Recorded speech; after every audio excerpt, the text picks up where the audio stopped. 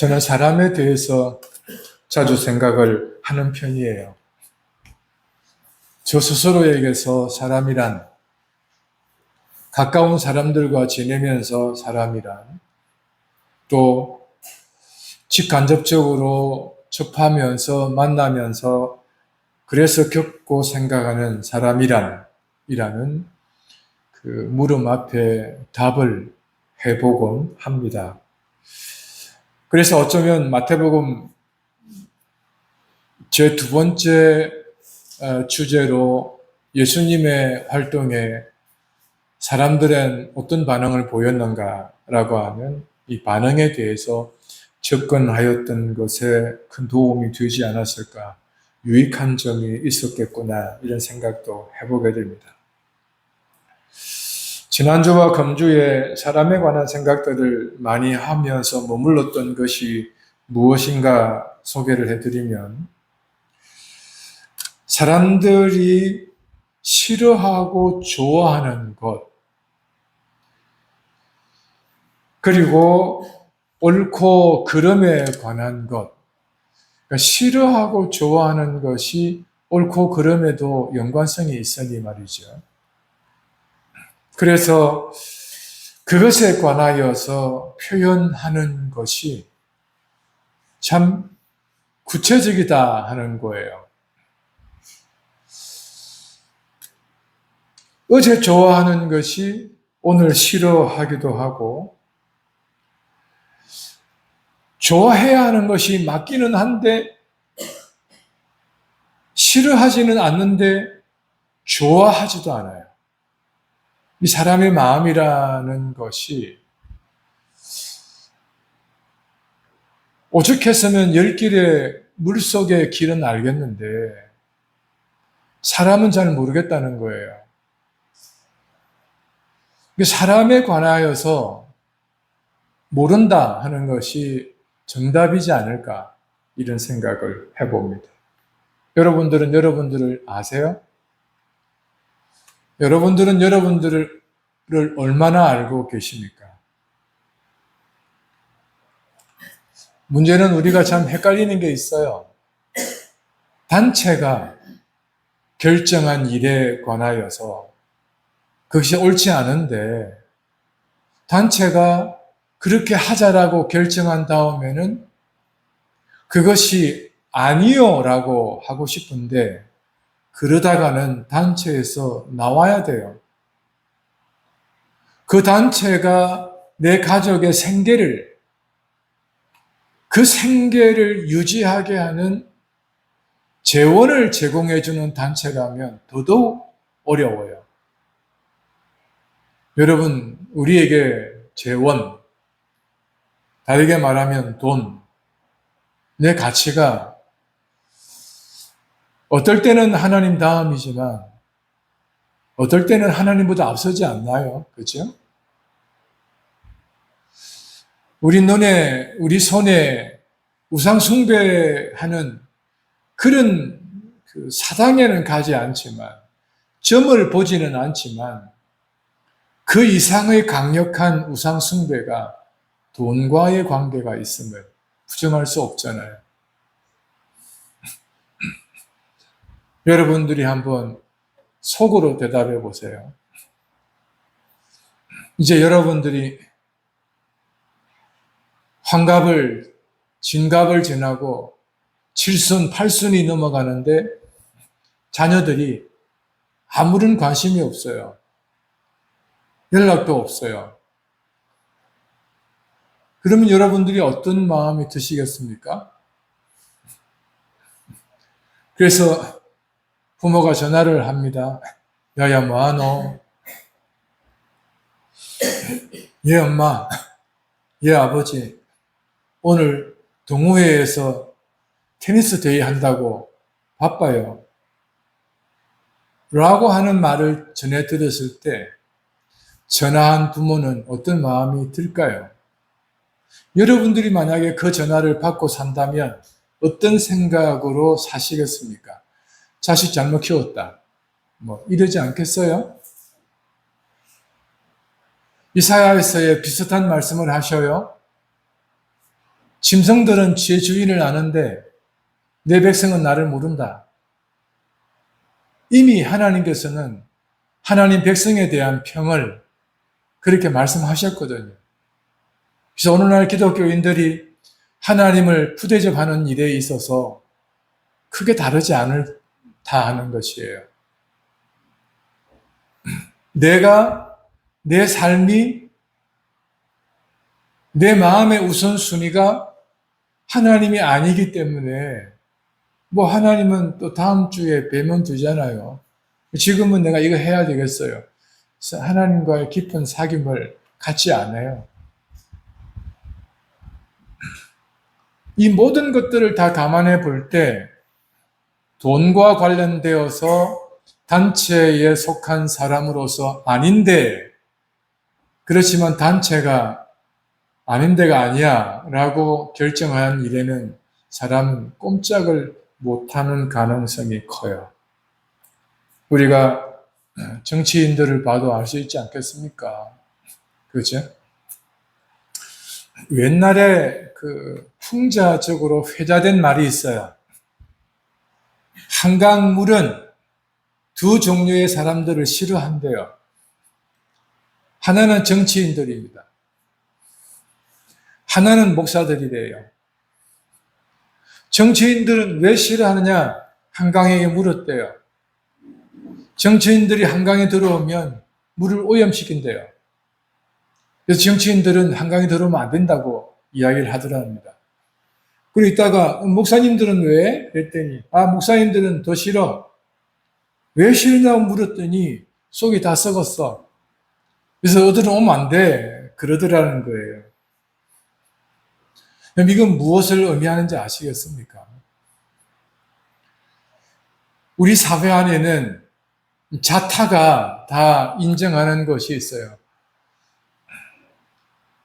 옳은데 그게 잘못되었는데 이런 관점에서 마음대로 못하더라 하는 것입니다.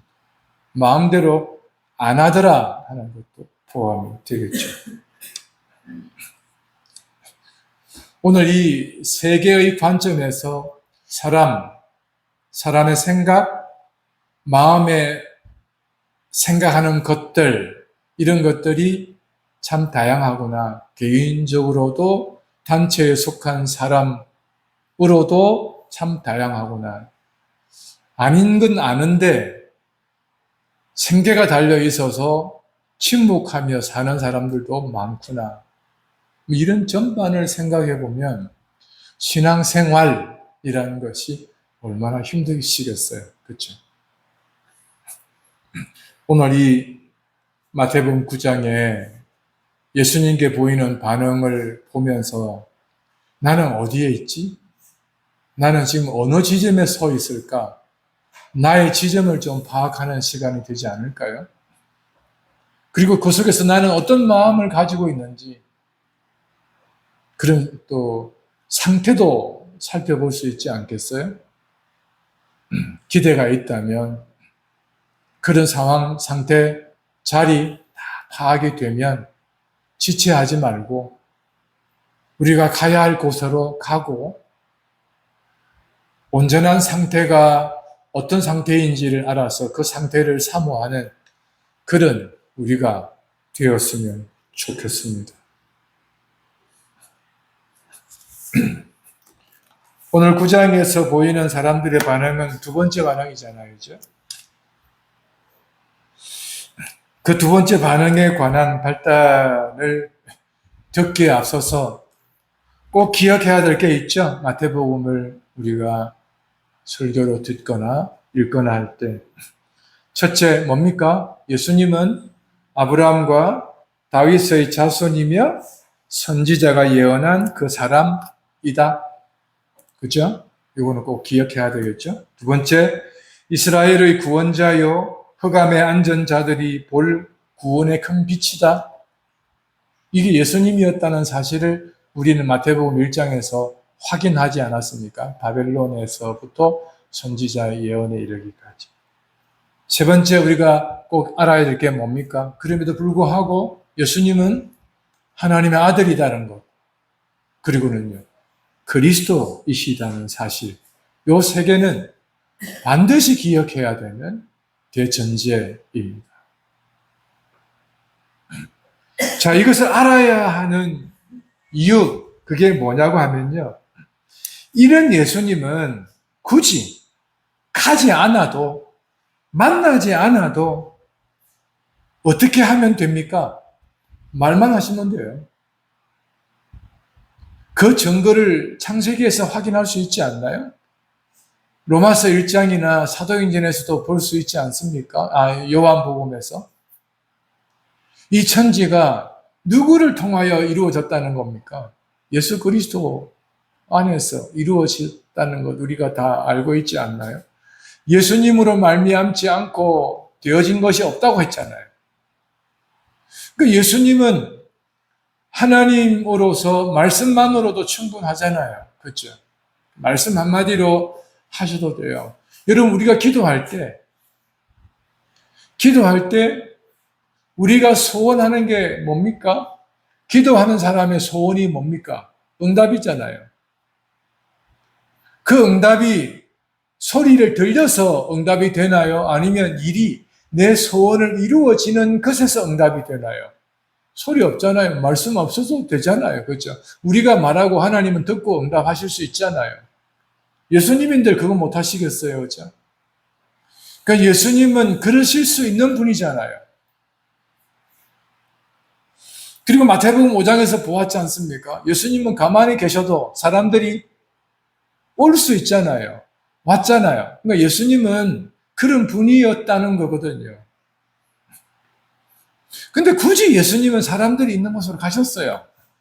그 사람들이 환자로서 누워있는 집에 들어가시고, 앉아있는 환자, 보지 못하는 환자, 걷지 못하는 환자에게 굳이 가셔서, 심지어 나병 환자들은 어떻게 하셨습니까? 환부에 손을 얹어서까지도 깨끗하게 하시잖아요. 왜 그렇게 성가시게, 불편하게 그렇게 하시어야 할까? 안 해도 되시는 분이잖아요. 여러분, 우리들도 사람들과의 관계 안에서 전화하면 되지 굳이 와서 이런 이야기 하지 않나요? 내가 가면 되는데 왜 와서까지 하냐고 이런 말 부모와 자식 간의 관계에서도 이렇게 이야기하지 않나요? 그러면 더운데 우리말로 바리바리 싸서 자식의 집에 냉장고에 넣어주고 가면 왜 그렇게 고생을 하냐고, 고생을 어떻게 하냐고도 합니까? 사서 고생을 왜 하시냐고 잔소리 하거나 듣곤 하잖아요. 예수님 그 소리를 들어도 마땅하신 분 아니겠어요? 굳이 가셔서 환부에 부정하다라고 누군가가 유대인들이 봤다면 예수님 비난할 거 아닙니까? 이 소리 듣기에 100%잖아요. 근데 왜 굳이 가시냐고요, 이렇게. 그런 예수님이 지금 가시고 계셔요. 9장 1절에 예수께서 무엇을 타고 가십니까? 배 타고 가셔요. 8장에서 우리가 18절에서 34절까지 봤죠. 예수님이 배 타고 왜 가셨을까요? 사람들이 가라 했잖아요. 그래서 가라 해서 가신 거잖아요.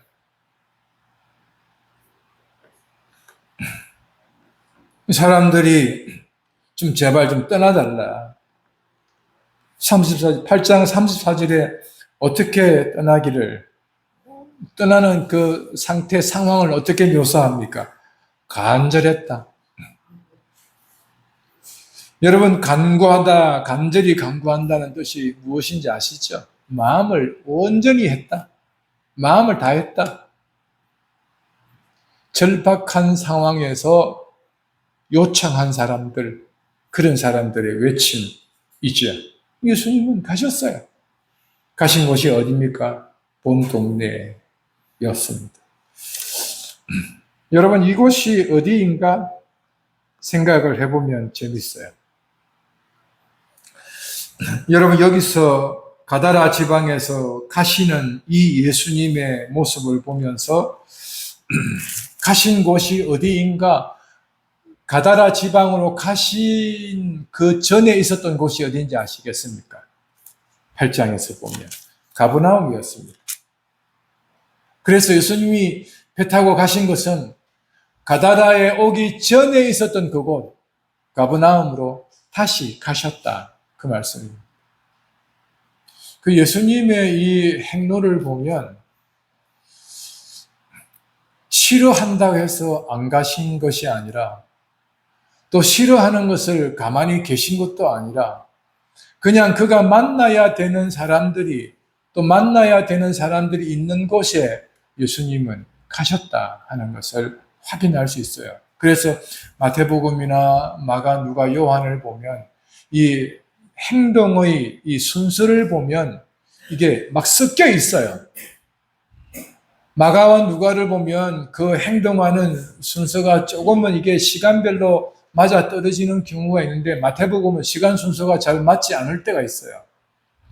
성경은 왜 이렇게 시간대가 안 맞지? 그리고 마태, 마가, 누가, 요한이 왜 각각 다르지?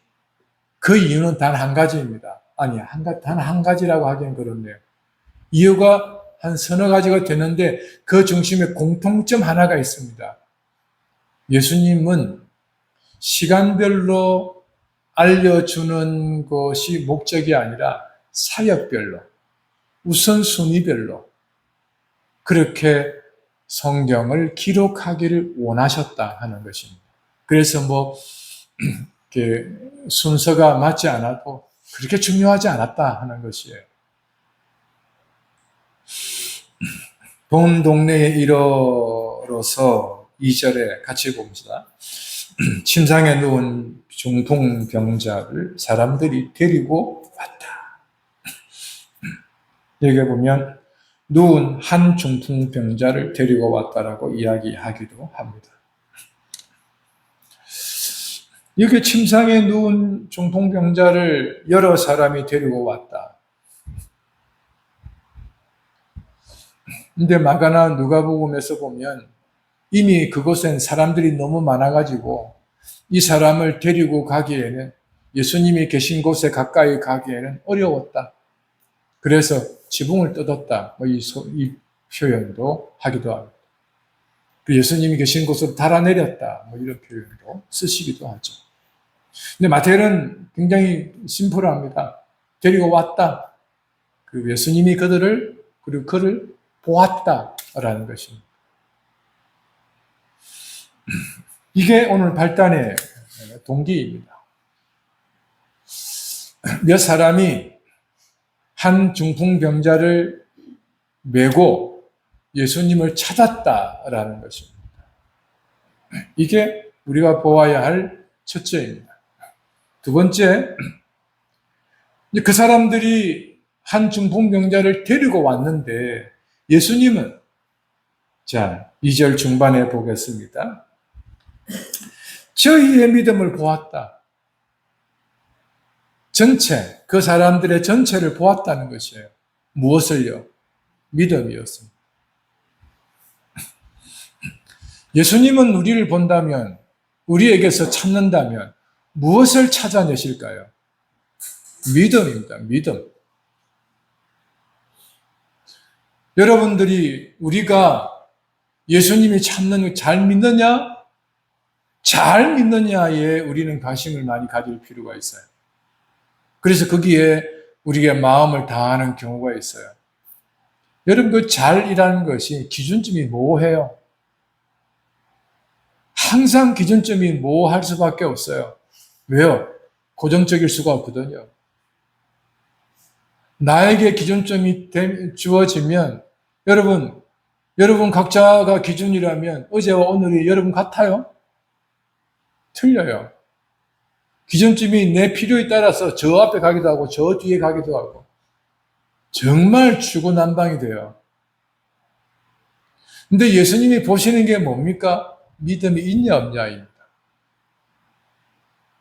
우리 모두는 예수님을 향한 하나님의 아들이요 그리스도이시요 마태복음에서 소개하고 있는 아브라함과 다윗의 자손이요 구원자요 흑암에 앉은 자들의 큰 빛으로 오신 분이라는 것을 우리는 믿죠. 그러니까 우리에게 믿음이 있냐를 묻는 것입니다. 간 나온 사람에게도 오래 다닌 사람에게도 믿음이 있냐는 질문 앞에서 모든 사람들이 차등이 없습니다. 사람들은 등수를 정하겠죠. 깊이와 넓이를 정하겠죠. 그러나 하나님은 있냐라고 하는 본질을 이야기하겠다는 거예요. 예수님께서는 그들에게 있는 믿음을 보았다라는 것입니다. 그래서 예수님은 그들의 믿음을 보시고 그 말을 하게 된 것은 그들의 믿음이었습니다. 그러나 그들의 믿음이었지만 말을 들어야 할 대상은 누구였습니까? 중풍병자입니다. 그러면 보세요. 중풍병자를 메고 온 사람들은 목적이 누구에게 있을까요? 자기들일까요? 중풍병자일까요? 그러면 자기들의 목적은 없나요? 자기들의 목적이 누구의 목적을 자기 것으로 가진 겁니까? 환자의 목적이 자기의 목적이었어요. 환자가 가지고 있는 소원이 누구의 소원이었다는 걸까요? 메고 온 사람들의 소원이었어요. 성도는 이런 정신이 필요합니다. 성도에게는 이런 정신과 마음이 필요하다고요. 우리가 하나님께로 나아갈 때, 우리가 하나님께 기도하거나 하나님과 깊은 사귐을 가질 때 나와 상관없는 사람들을 데리고 갈 수는 없어요. 내가 상관하지 않는 사람과도 데려갈 수가 없어요. 내가 함께 살아가는 사람마저도 어떤 일에 관하여서는 상관하지 않는 삶이 있어요. 여러분, 이게 같이 살아도 어떤 일에 관하여서는 상관하지 않는 게 있어요. 그래서 이 삶의 현장을 같이 살아보면 마음은 정말 위하는데, 여러분, 삶이란 게 밥을 먹을 때가 있고 차를 마실 때가 있고 먹은 것을 싱크대에 옮기는 일도 있고 차려놓은 것을 가지고 오는 일도 있잖아요. 그 각각을 보면 밥을 먹는 일에 먹기 전 먹으려고 하는 상황, 먹고 난 다음, 먹고 난 이후에 뭔가에 대한 후식, 이 모든 것들이 우리 생활 안에 하나하나를 다 잘라보면 수백 개가 돼요. 근데 놀라운 게 뭐냐 그러면 그 수백 개의 삶에 내가 마주하는 그 사람이 없어서는 안 돼요. 내 마음을 다해서 그 사람을 사랑해요. 근데 문제는 수백 개의 생활을 그 사람을 위하는 것이 없어요. 위하지 않아요. 그런 걸 보면 마음은 위하는데 그 수백 개 생활이 연결되어 있는 삶은 그를 위하지 않더라는 거예요.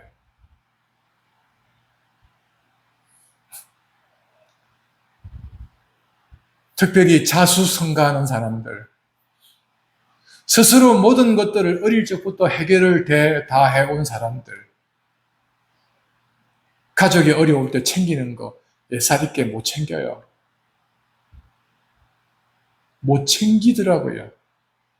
근데 물어보면 정말 그 가족을 사랑해요. 없어서는 안 된다고 해요. 또 정말 그렇게 여기고 있어요. 근데 그 사람이 아팠을 때 그 사람의 필요는 되어주지 못해요. 이게 사람이라는 건 다 위하는 것이 아니더라 하는 겁니다. 근데 이 사람들을 보면 그들의 필요가, 이 한 중풍병자의 필요가 자기들의 필요였어요. 그러니까 메고 온 거 아니겠어요? 그렇죠? 이건 날마다 훈련하셔야 돼요. 그 사람을, 그 집단을 위하기 위해서는 상관해야 돼요. 근데 우리가 이 상관한다는 것에 괴리감을 어디서 많이 스스로가 모순된 삶을 사냐고 하면요. 여러분들은 연예인들이 나와서 요리하고 그걸 먹고 평가하고 요리하는 과정을 막 보여주고 하는 거 좋아하세요? 어떨 때는 냉장고를 부탁해 요즘 하는지도 모르겠습니다. 그런 거, 또 집안 청소해주는 거, 사람 만나서 여행하는 거, 여행하면서 토크하면서 게임하면서 하는 거 좋아하세요? 근데요, 일상은 좋아 안 하는데 그런 건 좋아하는 사람들이 있어요. 일상은 안 하면서 사람 만나는 거 안 좋아하면서 좋아하는 사람이 있어요. 또 다르게는 안 좋아해서 안 보는 사람들이 있어요. 관심이 없기 때문에 안 보는 사람들이 있어요. 여러분, 이게 우리 생활에 있는 삶의 현장이에요. 근데 오늘은 이 사람들은 모든 것이 맞아 떨어진 이 사람들이 누구인지는 모르겠어요. 그러나 한 사람의 중풍병자의 이 소원이 그들의 소원이었다는 사실입니다. 그리고 이 소원을 누구 앞에 내놓고 있습니까? 예수님 앞에 내놓고 있다는 것입니다. 그것을 믿음이라는 표현으로 하고 있어요. 자, 이 사람들에게 예수님은 이제는 중풍병자에게 말하고 있습니다. 뭐라고요? 소자야, 안심해라. 그 마음을 위로하고 있어요. 안심하라는 것이에요. 두려워하지 말라는 거예요. 자, 왜 예수님께서는 이 중풍병자에게 안심하라고 했을까? 여러분, 요한복음 8장 이후로 보면요. 유대인들의 사고가 나면서 안전병이 되었거나 나면서 소경이 되었거나 나면서부터 불가항력적으로 가지는 이 질병에 관해서 장애에 관해서 그들은 하나의 생각을 구체적으로 합니다. 그게 뭔지 누구의 죄 때문입니까? 부모 죄 때문입니까? 무엇 때문입니까? 무슨 죄 때문에 이 사람이 이렇게 되었나이까? 라고 하는 유대인 사회 안에서는 죄에 대하여 굉장히 민감했어요. 그리고 이 사람이 지금 예수님 앞에 나와 있어요. 그러면 지금 사람들이 인파가 너무 많아요. 어깨 하나 비집고 들어갈 틈이 없을 만큼 밀집되어 있어요. 그래서 예수님 앞으로 달아내린 상태이기도 합니다. 이 사람에게 안심하라고 이야기합니다. 사람들이 보고 있는 시선으로부터 누구의 죄 때문입니까? 라고 하는 이런 판단에서부터 하나님의 아들이요, 그리스도요, 구원자로 계시는 예수 그리스도 앞에서조차도 안심하라는 것입니다. 이게 예수님이 첫째 하신 말씀이에요. 그래서 우리가 예수님께 갈 때는 숨길 필요 없습니다. 예수님께 나아갈 때는요, 숨길 필요가 없습니다. 사람 앞에 드러날지라도. 여러분, 신앙생활을 잘하는 사람 특징이 뭔지 아십니까? 사람 앞에든 하나님 앞에든 잘 안 숨겨요. 숨기는 게 많으면 신앙생활을 잘 못하게 됩니다. 우리는 흔히 그런 사람들을 향하여서 왜 비밀이 지대 많아? 여러분, 나의 부족한 거 숨긴들 모릅니까? 사람들이 연약함 숨긴다고 해서 사람들 모를까요?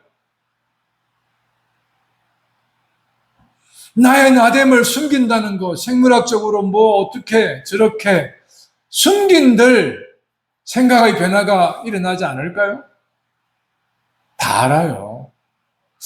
또 다 크면 모순이 되겠네요. 아는 것은 다 알아요. 알 수 있는 것들은. 굳이 하나님 앞에서 뭐 숨길 필요가, 감출 필요가 무엇이 있을까? 저런 상황들이 다 존재할지라도 하나님 앞에서 안심해라. 예수님께서는 그 중풍병자를 향해서 안심하라고 말씀해 주십니다. 그리고는요, 뭐라고 선언해 주십니까? 내 죄의 사함을 받았다. 병을 고치신 것이 우선순위에 있었던 것이 아니라 뭘 사하여 줍니까? 죄를 사하여 줍니다. 여러분, 이 유대인 사회 안에서 이 사람을 향하여서 어떻게 보고 있는지를 잘 기억하시면 예수님의 이 접근 방식을, 순차의 우선순위를 우린 의도를 잘 알 수 있어요.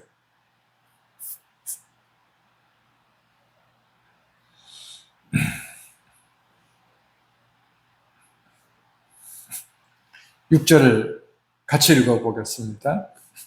그러나 인자가 세상에서 죄를 사하는 권세가 있는 줄을 너희로 알게 하려 하노라.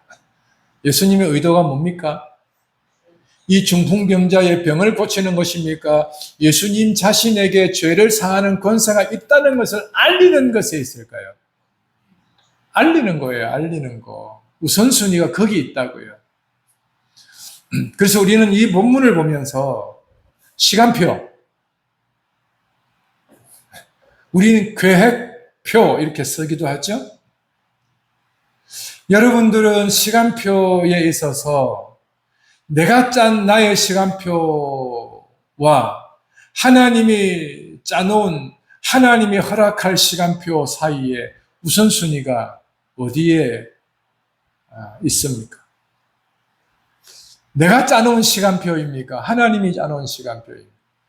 이걸 자세히 알려고 하면요, 내가 설계하는 시간표와 의사가 짜주는 시간표, 우선순위가 어디에 있을까요? 의사가 짜놓은 시간표대로 삽니까? 내가 짜놓은 시간표대로 삽니까?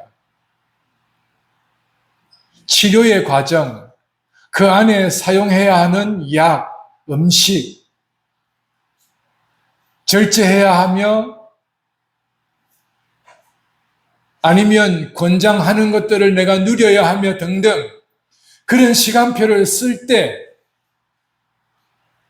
교사가 준 시간표를 우선합니까? 내가 가진 시간표를 우선합니까?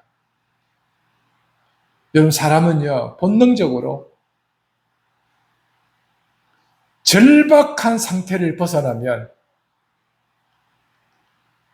절박한 상태가 아니라고 내가 판단이 되면 내가 짜놓은 시간표대로 삽니다.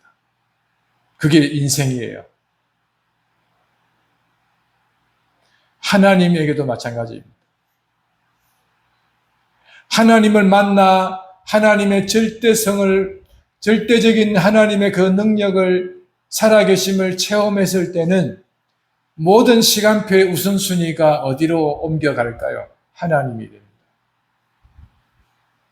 근데 하나님을 찾는 시간이 멀어지고 하나님은 주일만 찾고 등등 하나님이 내 삶의 우선순위에서 점점 밀려나기 시작하면 일주일을 살아가는 그 168시간의 시간표의 우선순위는 누가 될까요? 내가 됩니다. 내 시간표가 된다고요. 근데 하나님은 상관없어요.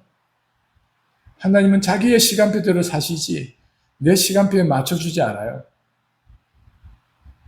욕을 먹어도 죽임을 당해도 하나님의 시간표에 움직여 사시는 것이지 우리 사람의 시간표에 따라 그렇게 움직이지 않아요. 그래서 예수님이 오시는 것만 봐도 알 수 있지 않습니까? 마가복음, 누가복음에서는 뭐라고 이야기합니까? 때가 찼다고 이야기합니다. 예수님이 오신 것도 때를 이야기하고 있어요. 그리고 성경을 보면 그때에 계속 때를 이야기하는 마가복음을 볼 수가 있습니다. 그 때를 계속 기다리고 계셨던 예수님의 스케줄을 볼 수 있거든요. 그러니까 예수님은 죄사함을 더 이 사람에게 선언해 버리시죠. 그러면요, 6절에 아무리 그들로 하여금 알게 하려는 것이 목적이다 할지라도 사람들의 반응은 천차만별 아니겠어요? 자, 아니나 다를까 3절 같이 읽어봅시다. 어떤 서기관들이 속으로 이르되 이 사람이 참남하도다. 드디어 나왔죠. 아이고 별일이네 이러잖아요. 별꼴이네. 살다 이런 놈은 처음이네 이 말이에요. 살다 이런 놈은 처음이다 이 뜻이에요. 왜냐하면 그들에게 있어서 하나님께 받은 말씀이 있어요. 그게 레위기 24장에 나와요. 24장에 보면 하나님의 이름을 망령되이 일컫거나 하나님을 경솔하게 하거나 신성을 모독하면 쳐 죽여버리라. 죽이라고 하셨어요, 하나님께서. 그러니까 하나님을 아버지라고 부르는 여호와 하나님의 백성들이 예수 앞에 있고 한 중풍병자에게 네 죄 사함을 받았다라고 선언했으니 레위기의 말씀에 입각하여 예수님은 어떻게 해야 됩니까? 죽여야 돼요. 그러니까 참담하다 이 죽일 놈아 이 뜻이잖아요. 살다 이런 사람 처음 봤다는 거 아니겠어요? 그러니까 그 생각이 어떻게 악한 겁니까? 그 마음의 생각이 어떻게 악한 거냐고요. 4절 예수님의 말씀이지만 한번 보겠습니다. 같이 해봅시다. 예수께서 그 생각을 하시고 가라사대 너희가 어찌하여 마음에 악한 생각을 하느냐. 자, 마음에 악한 생각을 하느냐 이 말은 마음으로 그 같은 생각을 하느냐 이 뜻입니다. 마음에서 어떻게 그런 생각을 하고 있느냐 이 말이에요. 왜요? 틀렸나요? 하나님 말씀에 하나님의 이름을 함부로 하고 하나님의 능력을 함부로 빙자하면 죽이라고 했는데 그 말씀을 아는 사람들로서 예수님 당신을 향하여 참담하다 이렇게 하는 것이 무슨 마음의 악한 생각이냐고 항변할 수 있죠. 왜 없을까요? 그런데 그 말씀을 허락하신 하나님의 아들인 예수님이 마음의 생각이 악하다고 지적하고 있어요. 그렇다면 여기에서 이 말씀을 듣고는 돌아봐야죠. 우리 보고 마음의 생각이 악하다고? 아니, 하나님의 말씀에 근거한 생각인데, 그래서 우리가 당신을 보고 그렇게 생각하고 있는데, 당신은 우리를 보고 그렇게 생각하고 있다고? 충돌이 생기잖아요. 그럼 여기에서 사람은 하나님께 물어야 되지 않겠어요? 그런데 예수님에게 묻는 것은 허락하지 않아요. 왜냐하면 유대인들은 세 가지를 분명히 하고 있어요. 첫째, 율법에 따라서 너는 범죄자야. 안식일날 하지 말아야 될 일을 했지. 부정한 자의 몸에 손을 대었지. 죽은 사람의 그 시신이나 관에 손을 대었지. 그리고 이방인들과 함께 먹기를 탐하는 사람이 되었지. 지금은 네가 죄 사함을 받았다라고 죄를 선언했지. 사함을 선언했지. 그러니까 너는 죄인이야. 유대인들은 단정적으로 그러나 사실에 근거해서 예수님은 죄인이야 라는 생각을 확고히 했습니다. 두 번째로 하나님이 보낸 사람이라면 어떻게 하나님의 뜻을 어길 수가 있어? 우리가 판단하건대 너는 하나님 사람 아니야 라고 하나님 사람이 아니야 라고 말하면서 하나님이 약속한 그 선지자 너는 아니야. 하나님이 약속한 메시아 너는 아니야 라고 예수님은 선지자가 메시아가 아니라고 했어요. 그게 그들의 판단이었어요. 유대인들의 일그러진 판단력은 온전한 판단을 할 수가 없었다는 사실입니다. 그게 이들의 특징이었어요. 그리고 세 번째, 예수님을 인정하면 그들이 가진 것을 부정해야 돼요. 내려놓아야 돼요. 그리고 사람들에게 관심을 받아왔던 모든 것들을 누구에게로 옮겨 놓아야 됩니까? 예수님께로 옮겨 드려야 돼요. 그래서 이들은 예수님을 싫어했습니다. 미워했습니다. 그것이 싫었어요. 여러분, 지난주에 말씀을 드렸죠. 사람의 마음은 한 대상을, 한 시대를, 한 집안을, 한 공동체를 싫어해버리면 답 없어요. 싫어해버리면 그 사람의 사랑, 호의, 친절, 소용없습니다. 아무 의미가 없다고요. 그 사람을 위하여 한 일도, 그 사람 때문에 한 일도 면전에 대고는 꼴값하고 있네. 평소에나 잘하지. 속에 무슨 꿍꿍이가 있어서 또 이런 수작을 부리냐 라고 대꾸합니다. 싫어하면요, 미워하면요, 그 사람의 사랑과 호의 따위에는 아무런 관심이 없고 칠해버려요. 그것이 무엇이든 간에 가장 더러운 칠을 해버려요. 그게 지금 유대인들이 예수님 앞에서 보이는 태도요. 그래서 지금 이 사람들은 예수님을 향해서 참담하다. 세상에 이런 일이 다 있나? 그러고 있다는 것입니다. 근데 예수님께서 보십시오. 그들의 생각을 아셨다. 4절에 생각을 할 뿐이었습니다. 생각하고 있다고요. 근데 아셨어요.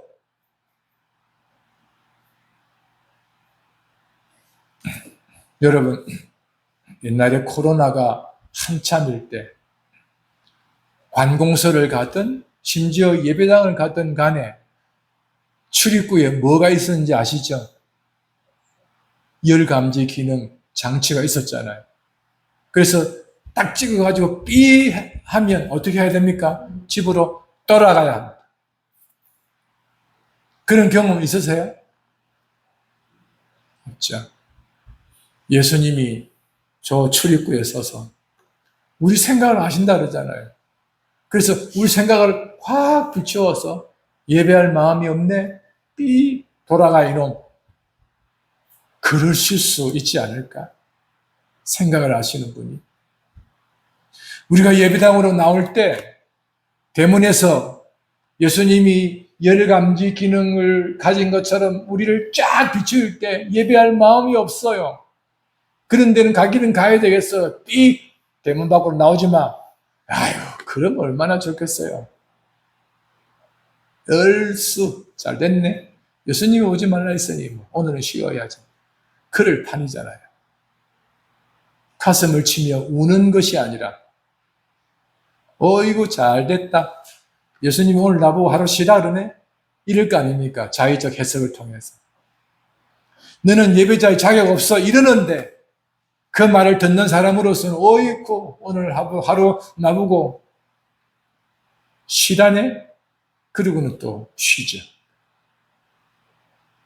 예수님이 우리 생각을 꿰뚫어 보고 아신다는 사실은 이 본문을 보면서 좀 기억을 하셔야 돼요.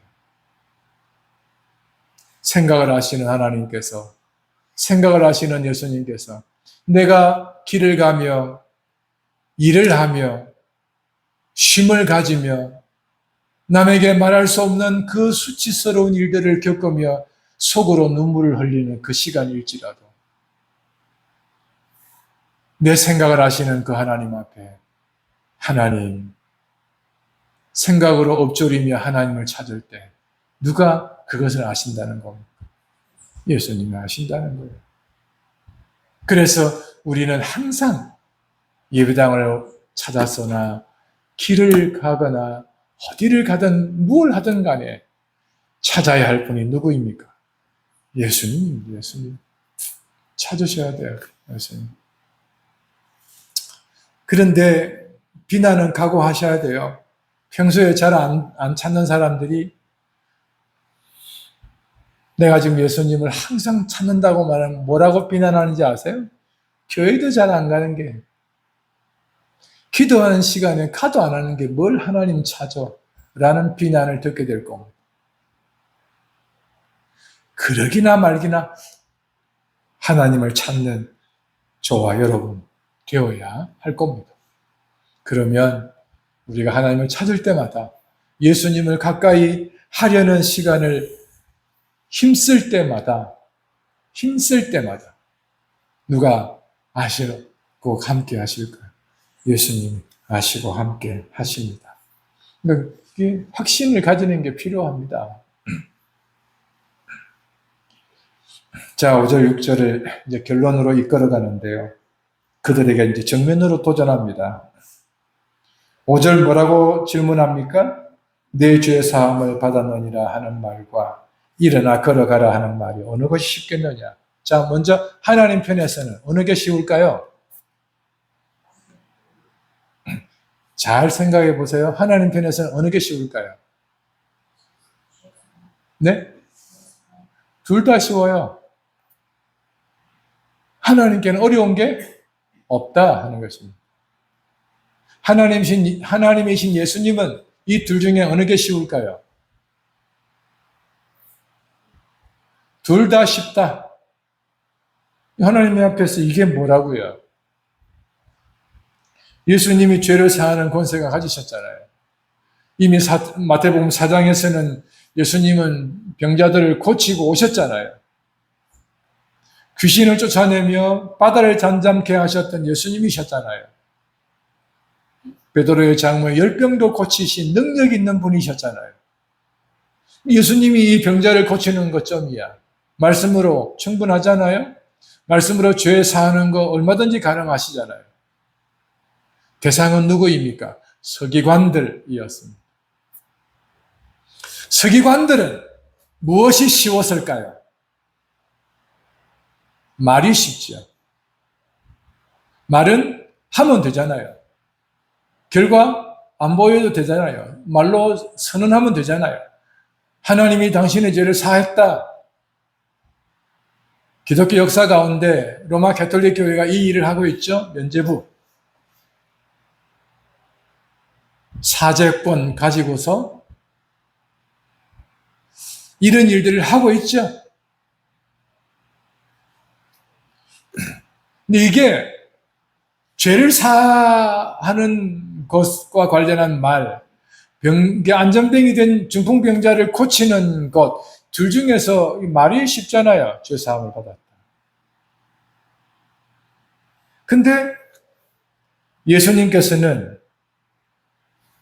그들이 가장 어려워할 수밖에 없는 5절 그 말씀을 하신 다음에 6절을 보겠습니다.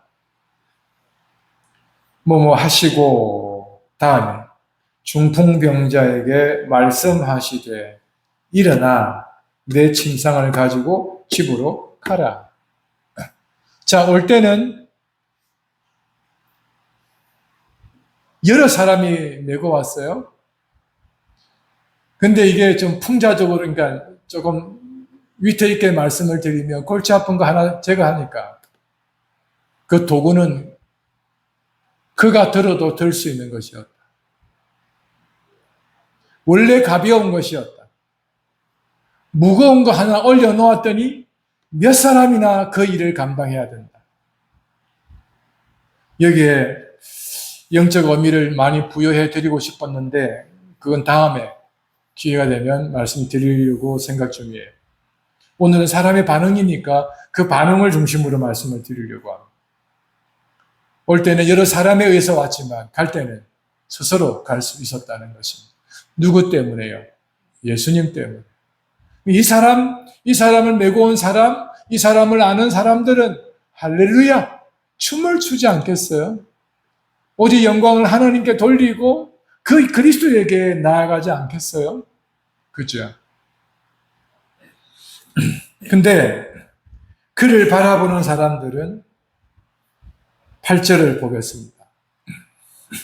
무리가 보고 두려워하며 고작 한다는 게 두려움입니다.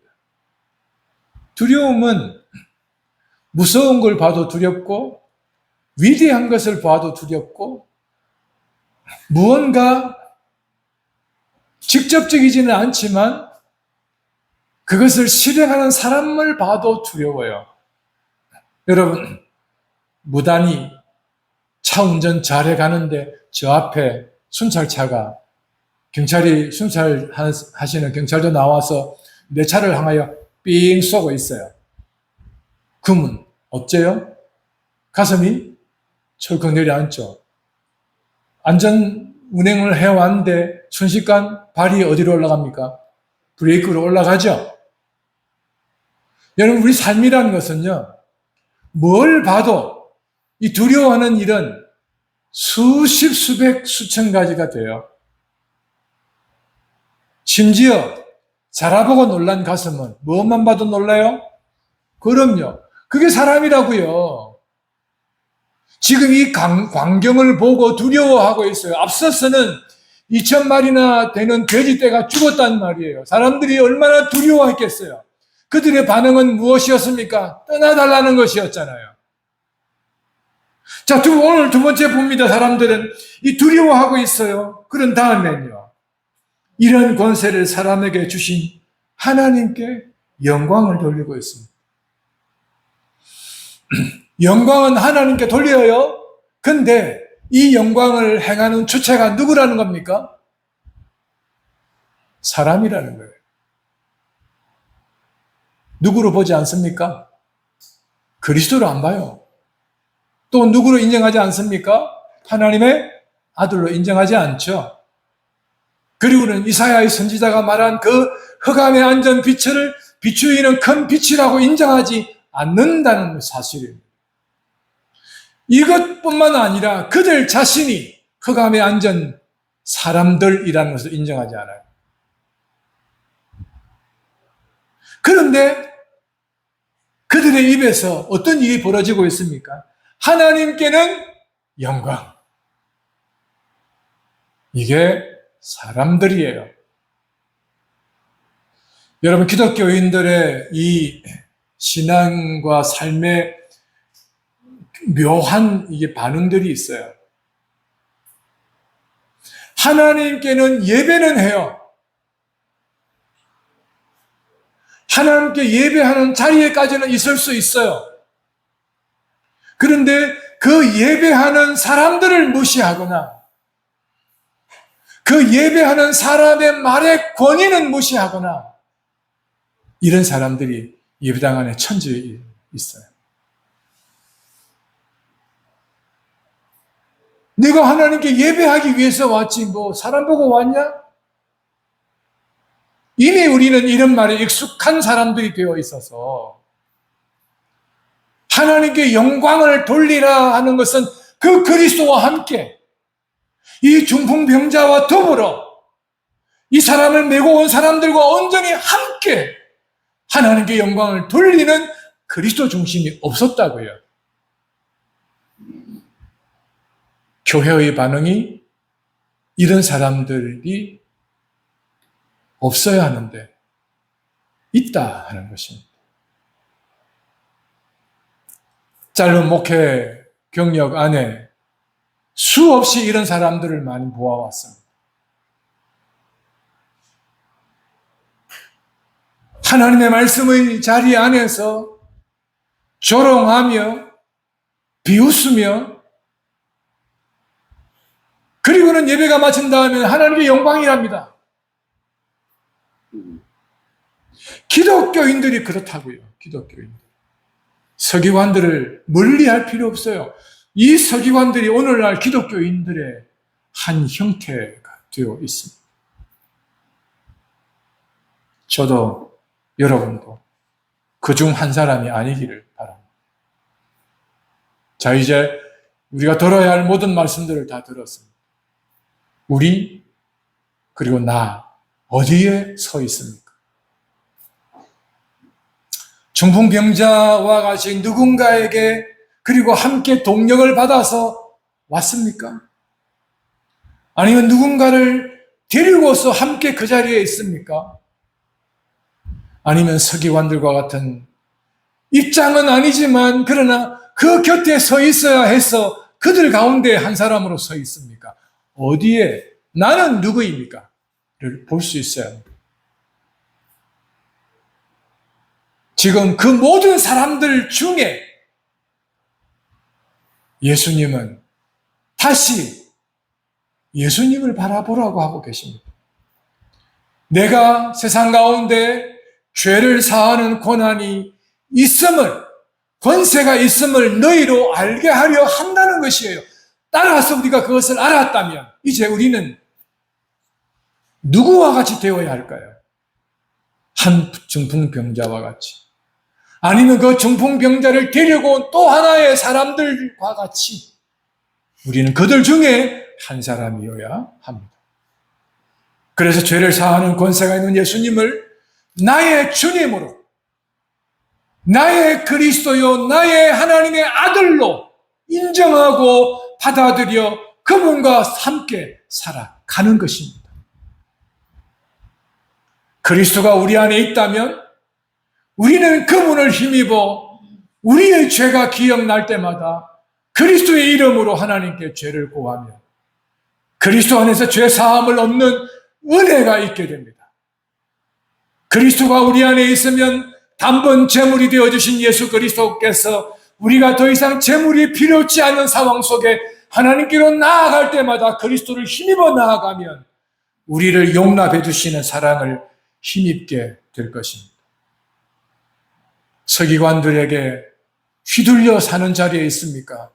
그 길을 떠나 그리스도에게로 돌아서야 합니다. 우리가 알고 있는 것이 거기까지라고 인정하시고 내가 선언한 것이 거기까지라 인정하시고 사람들로부터 주목을 받아왔던 그것이 거기까지인 줄 아시고 그리스도에게로 옮겨가셔야 합니다. 그리고 그리스도와 함께 다시 왕같은 제사장의 역할을 감당할 수 있어야 할 것입니다. 이것이 예수님은 우리의 질고를, 우리의 슬픔을 친히 담당하셔서 근본의 죄의 문제를 해결해 주고 있다는 사실에 사람들은 그를 오히려 참담하다 비방하며 비판하며 그를 죽이려 들며 그를 필요로 하지 않았습니다. 그러나 우리는 그를 절대적으로 필요로 합니다. 예수님은 누구로요? 하나님의 아들로, 나의 그리스도로, 주님으로 받아들여 그분과 함께 하십니다. 흑암에 앉은 사람들에게 그는 무엇이 되었습니까? 빛이 되어 주셨습니다. 구원자가 필요한 그들에게는 어떤 분이 되어 주셨습니까? 구원자가 되어 주셨습니다. 하나님 우리의 자랑이요, 우리의 기쁨이요, 우리 또한 하나님의 영광이요, 자랑이요, 기쁨이란 사실을 잊지 않았으면 좋겠습니다. 할렐루야죠. 네. 우리 곁에 있는 분들과 좌우에 있는 분들과 그렇게 한번 해봅시다. 나는 예수 안에서 하나님의 영광이야. 그렇게 한번 해봅시다. 하나님의 기쁨이야. 하나님의 자랑이란다. 예, 그렇게 좀 자신 있게 살았으면 좋겠습니다. 기도합시다.